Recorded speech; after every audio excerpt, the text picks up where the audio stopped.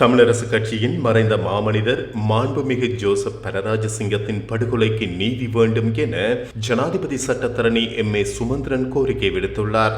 ஜனாதிபதிக்கு அவர் அனுப்பி வைத்துள்ள கடிதத்திலேயே இவ்வாறு கோரிக்கை முன்வைக்கப்பட்டுள்ளது. மாண்புமிகு ஜோசப் பரராஜசிங்கம் பாராளுமன்ற உறுப்பினர். அவர்களின் கொலை குற்றம் சாட்டப்பட்டவர் சிவனேசத்துறை சந்திரகாந்தன்.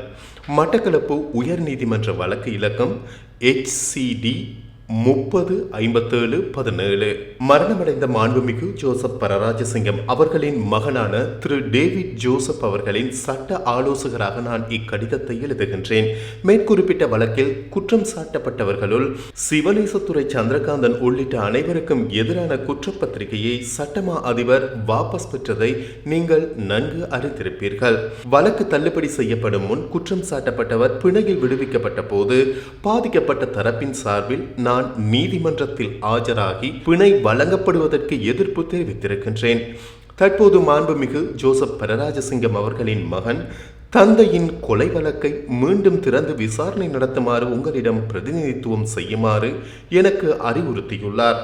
நீங்கள் அறிந்தது போல் பாராளுமன்ற உறுப்பினராக இருந்த காலத்தில் தேவாலயத்திற்குள் நடைபெற்ற நத்தார் தின திருப்பலியின் போது மாண்புமிகு ஜோசப் பரராஜசிங்கம் அவர்கள் கொலை செய்யப்பட்டார்.